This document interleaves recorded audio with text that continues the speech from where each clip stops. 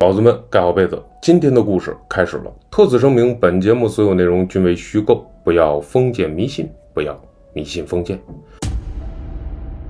事情发生在我们的听友小峰的身上。小峰林州人，林州好地方，人工天河红旗渠的故乡，是红旗渠精神的发祥地，境内更是有林绿山，被誉为北雄风光最胜处。在他们那边呢，有一条渠，没了错，就是这红旗渠。当地大一点的孩子经常会在断水的时候过去捡一些螃蟹和大蚌，可惜了，那时候他们根本就不知道这些东西有多美味，只是拎着装满了的小桶，跟村里面的叔叔大爷们能换点糖块、白酒瓶盖，能换点零用钱吧。可即便是这样，小峰他们还是希望尽快的长大，可以下水玩，能够抓螃蟹、抓这些大蚌。那虽然成长的过程中呢，小峰有一位远房的表哥，在陪同父母来他们家这边串门的时候溺水去世了。父母呢，在日后很长一段时间都以此为戒，告诫他不准下水。可是小孩子们哪在乎那些呀？稍微大一点就跟着发小小欧、小安、胖杰他们这几个就一起去玩水去。而他们玩水这地方可偏偏就是之前表哥出事儿的地方。那地方他们当地管叫排馆，实际上就是一个小屋子，在这水渠之上，里面呢有这个抽水的管子，是往山上供水用的。他们去玩的时候，实际上这儿已经停用了。夏天呢，阳光打在水面上反射起来的光特别的伤皮肤。他们这些小孩子呢，就喜欢在这小房子里玩，音量刺激，说话还有回音，挺有意思。可是玩了一阵子之后，胖杰突然唧唧歪歪的就跟他们说，以后咱们不在这玩了。说着就一屁股坐在这边上的水泥台子上了，跟他们说，刚才我在水下有人摸我腿，还试探性的往下拽了我2下。说着自己就走了，说不想在这玩了。大伙儿就以为说他是起高调想去别处玩，在这编瞎话呢，就跟他说，你走是走啊，你回家别乱说，这大人之间一串话我们都玩不成了。胖杰也没理他们，直接就走了。至于说胖杰回家之后说没说这个事儿，没人知道。但是第二天大人们就都不允许他们再去那排管房玩水了。为什么呢？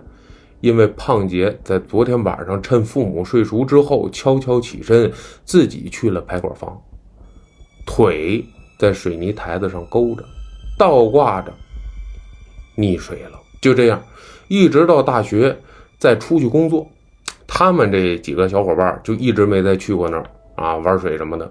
一直到12年的夏天，当时呢小峰在上海工作，小欧和小安2个家伙呢约他一起回去休年假，说是小安要带着新处的女朋友回趟老家。小峰那个时候呢正在公司一个非常看重的项目之中无法抽身，小安呢就这么领着小欧还有女友一起回去了。转天下午，小峰刚刚午休醒来，小安的女友就给他打来了电话，说是小欧死了，溺水在排管房。小峰的脑袋里面一片空白，轰隆一下。了解了情况之后才知道，小安的女友是第一次去小安家吧。这小欧和小安呢就在中午喝酒的时候说起了他们小时候的趣事，就非要带着小安的女朋友过去看看。但是被小安拦住了，因为下午还有很多亲戚要看看这新来的媳妇儿。这小安呢就带着女朋友回家准备水果了。小欧呢在自己家午睡，可是不知道为什么突然起身就跑出门去了。当他路过小安家门前的时候，正好就被院子里的小安看见了，这就跟了出去。可是怎么喊他都不回答，怎么追他都追不上，你快他也快。结果呢，小欧到了地方之后，直接一头就扎水里去了。小欧的水性仅局限于能玩水，但是小安的水性非常阳滑，不是非常好，游泳馆的常客，女朋友就是教人游泳认识的。他赶紧就跳下去救这个小欧，可是小欧根本就没有求生意识。最令小安惊讶的是，他摸到了好多只手，而这些手后来就开始控制他的手和脚了，自己都险些无法上岸。最终呢也没能把小欧拽上，喊来了别人。可是无论大家怎么找，那水流其实并不湍急，但是完全不见小欧的踪影。